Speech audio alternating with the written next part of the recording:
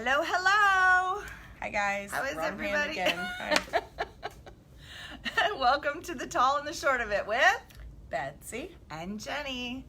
We are here on this glorious, kind of rainy, crazy day. We had a soft lockdown today. That was fun. Yep. That just means we can't, we just stay in the building. Couldn't go Well, outside. and it didn't affect, I have a bathroom in my room. It doesn't affect, doesn't affect us or my group, but at all, since we don't leave the room. That's right. That's right. And it was raining, so we couldn't have gone to recess Exactly. anyway. It was raining outside anyhow. So I don't even know that the kids in general noticed it.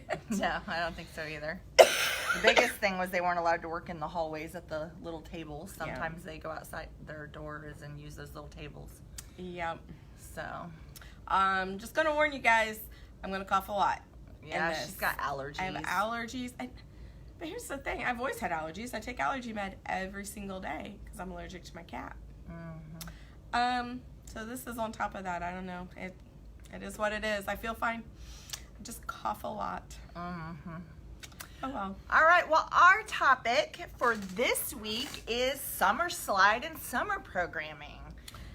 As we're getting to the end of a school year, people start asking us questions about that. Yep. Parents and caregivers, they want to know, what can my kid do for summer? Is there summer school? Is there tutoring? Hi, Jake. Hey, Jake. But that's a huge question that we get a lot of times, especially in conferences towards the end of the year. So, Betsy, tell us what your experience is with summer slide, because people might not know what that means exactly. Well, first of all, it's not as fun as it sounds. No. It's not like a slip and slide or, all that good stuff. Slide on the playground. No. Summer slide is when a child loses or regresses, let's say regresses with their skills over the summer. And so they may leave school in the spring hey, China. reading or whatever, at a specific level. And then when they come back in the fall, that new teacher is assessing that to see where their starting point is. And a lot of times, I'm going to explain it like here in our building, we use our reading levels kind of go through the alphabet. So A would be the first level, B, C, all the way up. And so say the student leaves the end of the school year reading at a level like E, they might start the next school year back down at a C or a D. Mm-hmm. So, excuse me. And Jenny had mentioned that it typically happens more with reading. Mm-hmm. But it can just be overall skills in general. Right. Different kids and their strengths and weaknesses. It might be different things. I see it too. I'm more of a life skills type of situation, and I see it in the fact that they are confused about the routine, or they lose some of those, they lose some of their independence with things just because it's different at home. It is. It's not. I'm not saying it's bad. It's just not as much demand on the structure. There, you don't typically have the same structure in your household that you have, that we have here at school. So for sure, that is. And it can also be with behavior. Yeah. That kind of thing. For sure. So they were doing this just fine, and then they come back in the fall, and now we've got this behavior back again. I think at the secondary level, you see where kids are just so happy at summer vacation that they just don't do anything over the summer that has to do with academics. Yep. And that's when their summer slide will happen, and when they regress in either their math or their reading skills, especially reading. So that's a big one where we always try to encourage them, even if you do nothing else, at least read over the summer. And in fact, I discourage tons of academics in the summer, those parents that just drill and kill all summer long, because your kids do need a break. Teachers need a break. Your kids need a break. They've been doing this for 9 months, and it's, that is... Well, and even if they need remediation on something, you can do it, but you don't have to overkill it. But I also think summer is a good time to do it differently. Yes. I watch my nephews. They are in 1st and 3rd grade right now. And, of course, you can probably guess that they are made to read and do those kinds of things since I'm there. But it's also, I mean, I just try to find different ways to do it. I'm not expecting, You're not seated at a desk. Never have I handed them a worksheet and a pencil and said, here you go. Boo, worksheets. And, well, I honestly don't use them much in here in my classroom, but there are and I mean, summer's the perfect time to come up with a lot of different ideas. Alternatives. Yeah. So, speaking of alternatives, what should we do about the summer slide? We don't want that to happen. So, there's some different summer programming or activities that you could engage your children in that are good for them and not always academic, but still good for them. So, the first one is, and the kids are not going to like this when I say this one, but it is, you need to be sure you limit their screen time. There is so much research coming out now about kids being exposed to too much screen time and how it's changing their brains. I mean, it is seriously changing their brains, causing addiction, like literally real addiction, to where they go through withdrawal if they don't have their iPad or their whatever device or video game. You know, there's just, I mean, there's some real problems with that, causing serious behavioral and even mental health issues. So, and it also makes them lose attention span. So because video games and things online are meant to be so engaging that when things aren't as engaging, they can't pay attention. Well, and they're typically so instant, unless you have a slow server or whatever. Right. It's so instant, and I find that with myself. Right. You know, oh, this is taking forever, or even like you're talking like the addiction. There are times I'm like, well, could I go without my phone? But I don't. Right, I mean, for sure. At least it's always on me, and not that I'm necessarily always on it. But right. So they are recommending, this is actually something from the CDC, so the Center for Disease Control recommends that kids have no more than 1 to 2 hours of screen time a day. And they need to get out inside and play instead. Yep. They need that motor interaction, because whether you guys know or understand or not, motor skills improve academic skills. So I don't know if you've ever noticed, if a child has delayed gross motor or fine motor skills, a lot of times they will have delayed academic skills. Your body, both sides of your brain need to work together in the way they should to help you learn academically. Right. And that's honestly why they talk about tummy time being so important with babies. It starts then. And like letting kids crawl around, explore, I mean, even at that young age. So it continues as they're older. I mean, I think back of all the things that I did when I was a kid outside, because my mom literally would kick us out of the house and be like, don't come back in until dinner, you know, kind of thing. But we climbed everything. We built stuff out of, you know, probably a lot of things we probably shouldn't have. I mean, I know, I think that my brother and I had a tree, like little tree house on a fence line. I lived out in the country, and I think we climbed up that tree and got like I don't know if my mom just listened if we were like screaming, and if we weren't screaming, she figured we were fine, because I mean, neither of us ever fell out of the tree, but yeah, we would climb. Well, and even if you're out in the country where there's like no town or other kids to play with or things like that, my sister and I used to like go in the field and find rocks that we could crush up and make into paint, and then we'd paint all of our faces and spray ourselves off with hoses. I mean, there's all kinds of things you can do to not be bored, and I think we need to let kids have to be creative. Well, and a little more. I think that's it too. I think that we need to let them be bored, but give them opportunities to be creative. Like, hey, you know, because at the beginning they're probably not going to know what to do. And I'll say at the beginning it takes us a little bit to get. My nephews live out in country, and we play. I mean, are outside a lot, but it just takes a little bit to get them like, no, go Go get Let's dirty. explore the critters in the grass. One of them needs no help getting dirty. Yeah. We'd sit inside on a rainy day. Right, and he'd be right. dirty. But yeah, those types of things are just, and maybe I always like to go on Pinterest and look up activities, like summer activities. It's and a great things. idea. And we will.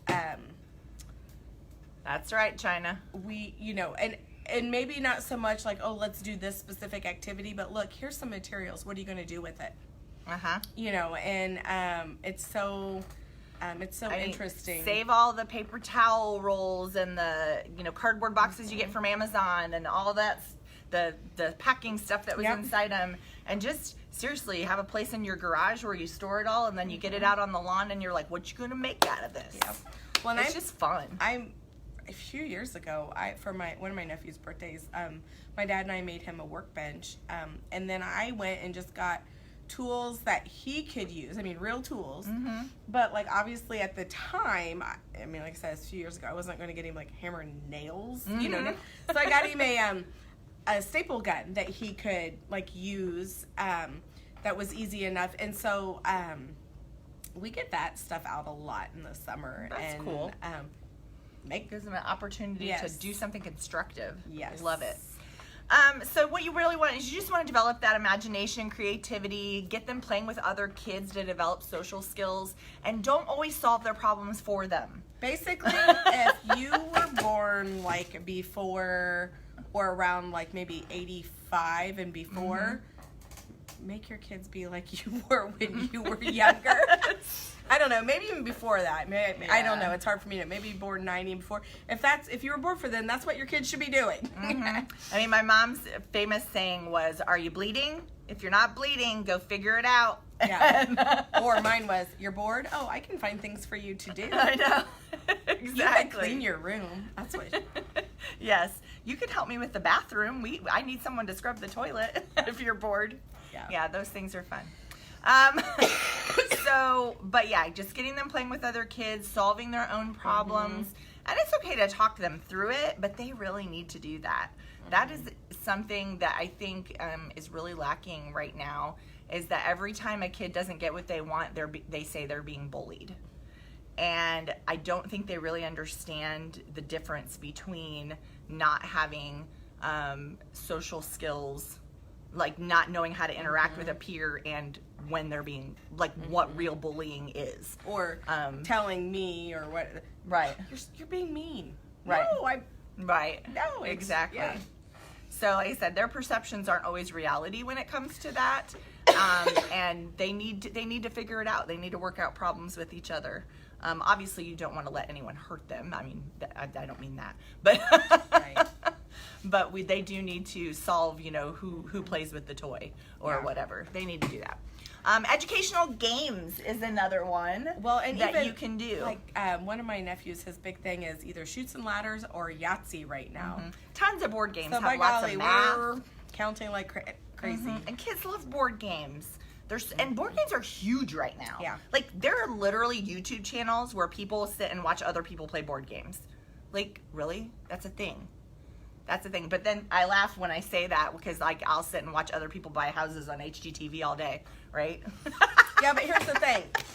We could go play those board games. We couldn't buy most of the houses. No, we really couldn't. We couldn't. On no, that. Yeah. I'm just dreaming. Okay. So. But yes, board games are huge. Sorry, I'm going to move over here and grab something. I think that they're interacting with people when you're doing a board game, or card games. My grandma and I played cards almost every day. Solitaire, she made me count the points. Yep. Or we'd play Rummy or, other different card games. I mean, even, what was that, Old Maid? Old That was Maid, an old game. Yep. Old Maid. I mean, just things Go that Fish. made us learn to be good sports and to take turns. And all those things are so important. And we really need to get back to that with kids. And that's all educational. Yes. All of that is educational. You have one you want to show? Well, yes, because you had put in their movement games. Oh, yeah. And this is something like that I have in the classroom but just it's called Yogarilla. Here, let's hold it up here so they can see. Yogarilla. It's hard to see. And it's yoga, obviously, with a gorilla. So anyways, But I just got that. What? It says Otis, but the OT is big. I just got that. That's Okay. good. And I'm going to tell you, when I do this with the kids, I can be sore the next day. Oh. No joke. However, something else that I have done, I know we said limit screen time, but it's also something like a lot of times they have to be shown how to do things, and once they get the hang of it, or like if I use something like this, we kind of pick out our favorites. Sure. And then could take them outside and do them. But there are some YouTube channels that do yoga for kids. I will say, sorry, Jenny's husband just sent her a My message. husband's asking me to buy chips on my way home because apparently that's appropriate. He did say he knew that we had this. He did He comment. did. All right, sorry. But they kind of go quickly. So depending on the age of your child,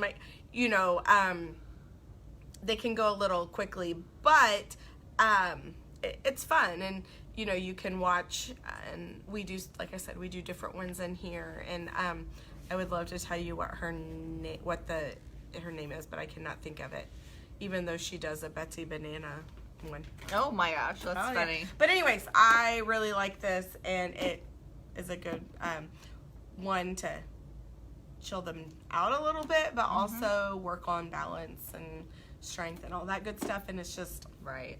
and it's just funny because some of the names of some of them, I don't think these are as funny, but like the real yoga poses can be kind of funny.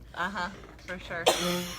So, also we sorry. also wanted to recommend if there's any time that you have, I know it's a lot easier for stay-at-home moms or maybe if you have a grandma babysitting or something like that for them to do these kinds of things, but taking them on experiences that they wouldn't get during the school year. So there's tons of free options, different parks and museums and libraries and community centers that have activities.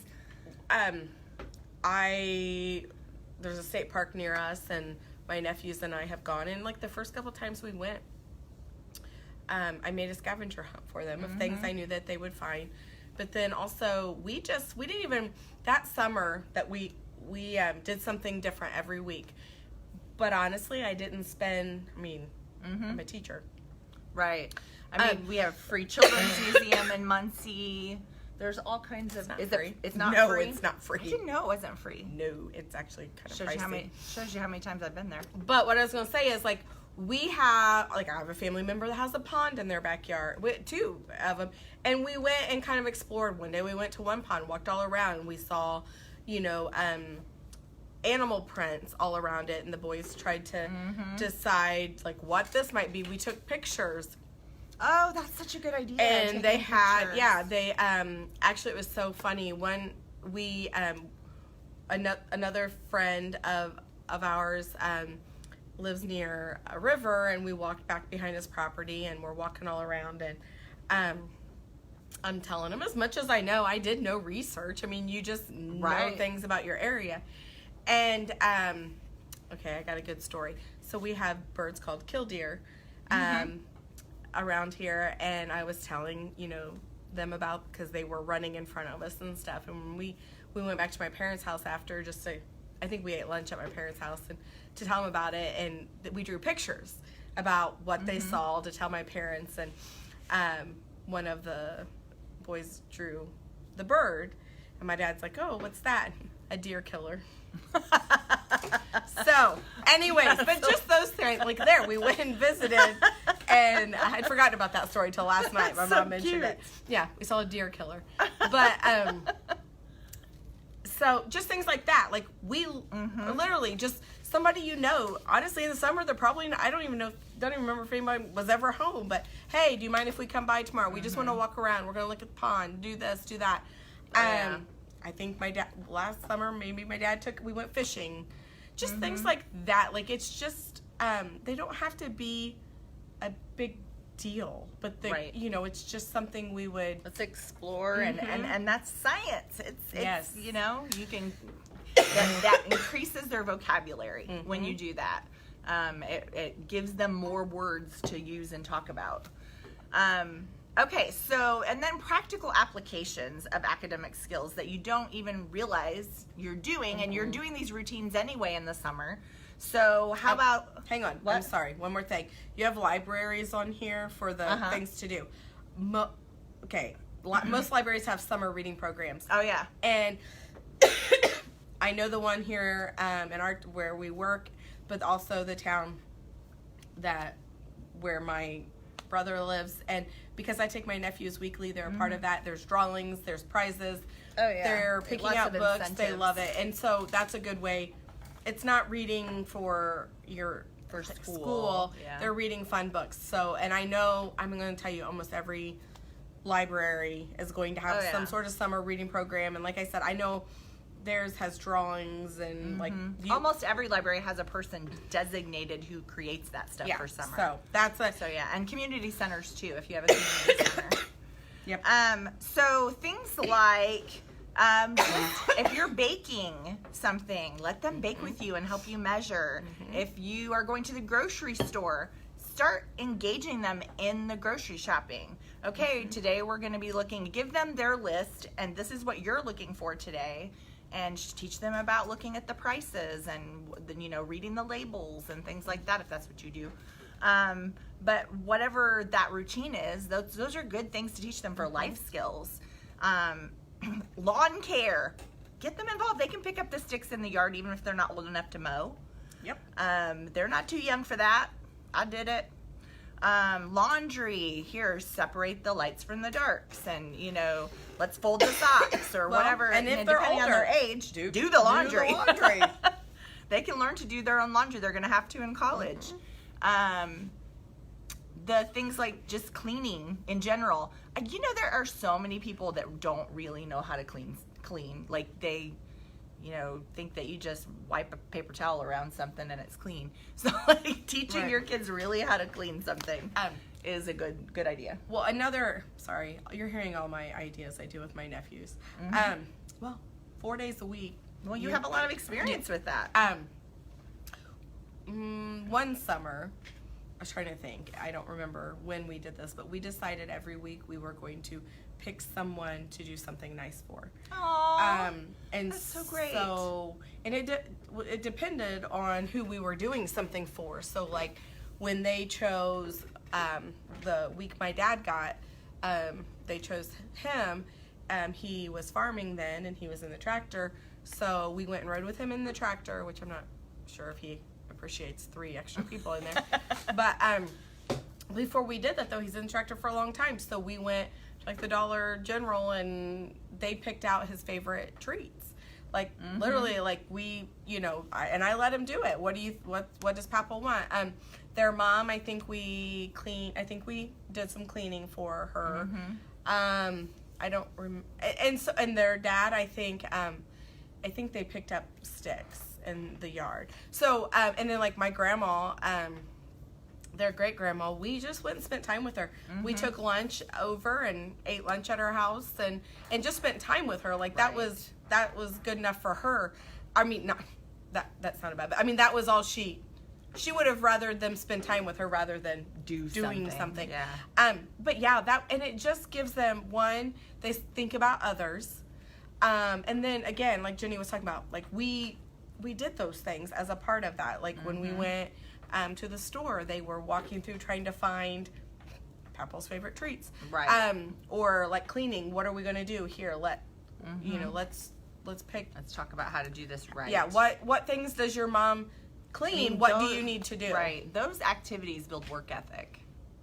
And so I think that's something that's a lot lacking in some kids today that we need to start instilling a little bit more. I did also find, though, they seemed to be more willing to do it because, like, honestly, we picked a person, we let that person know we're doing something, it's your week, and therefore they were going to get that. Well, it was authentic. It had a purpose. And they picked what they like I said, they picked what we were doing for those. Each person, I may have given ideas. And those are good reasons to do those things. Unlike as adults, we have to do them so that we don't, get our children taken away for having a dirty house, or we just do them out of fear. Well, or just considering neither of us have children in our home. No, just I just mean that's a lot of the reasons why people do the things they do as adults is so that I don't want to lose my house. I don't want to, and it's just, you don't want all the clutter. Yeah, adulting. So those are just a lot of ideas that we looked at that are things you can do in the summer that are not a program necessarily, but that you can do just as a family, or if they have someone who watches them in the summer, you can give them these lists of ideas for them to do with them. Seriously, go to Pinterest. Exactly. So they're not just on a movie or a video game or whatever all summer. Because I save those, like, not saying we do it all day, but for those rainy days. Then it's a treat. Special. It's a treat. Yes, and we do like popcorn, and we do we do those kinds of things. Or a lot of times we'll do Christmas in July. Aww. And I love my Christmas movies. We'll do Christmas in July and do a and we talk about it, and then we're like, okay, well, let's wait for a rainy day, and we get the stuff when we're ready. And on a rainy day, we do hot chocolate or even just chocolate milk and marshmallows or whatever. We do those things. Sure. So. Well, we did want to share one more program that we know of that's an actual structured program, and that is the Ball State Autism Camp this summer. Ball State University has a camp from June 10th to July 16th. It runs Monday through Friday, 7:45 a.m. to 3:30 p.m., and it's closed on the 4th and 5th of July. And then they have, it says that you have to include proof of an autism diagnosis, eligibility, and an IEP to be considered for acceptance, a current IEP.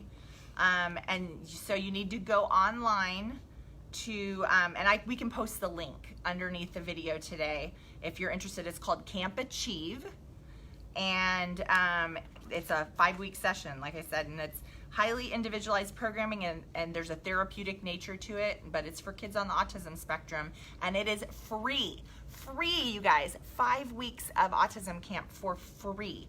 Families are responsible for transportation to and from, as well as daily lunch and a snack, but otherwise it's free. Wow. So if that is something you're interested in, I'm going to post the link below the video here today, and that way you can apply for that. It's for kids 6 to 12, ages 6 to 12. And you have to apply by May 17th. Oh my gosh, there's only like 7 days left after. But it says notification of acceptance made by May 26th. So I'll get this up right away because today's the 9th, so you have 8 days left to apply. Okay? So I'm going to get this up on the web today. All right. Yes. So that was all about the summer slide and how to prevent it. I didn't really go into much about summer school or anything like that because a lot of other ways to approach summer than a program, like a structured program at the school. They need summers, just like teachers. All right, well, that is it for the tall and the short of it today. We will be back next week with another new topic that's a little controversial. I think next week we're talking about retention. And we'll see how many people stop watching us after that. All right. Hey guys, join the conversation. Let us know down below, what are some ideas? Do you know of any other opportunities or activities for kids to do this summer? Absolutely. Whether they have special needs or not. Absolutely. Let us know down below. Put in links, put in comments. Absolutely. All and of that check out the stuff. links I posted the past couple days ago about sports and the camps that around Indiana too. I posted a bunch of those. Okay? Yep. All right, bye guys.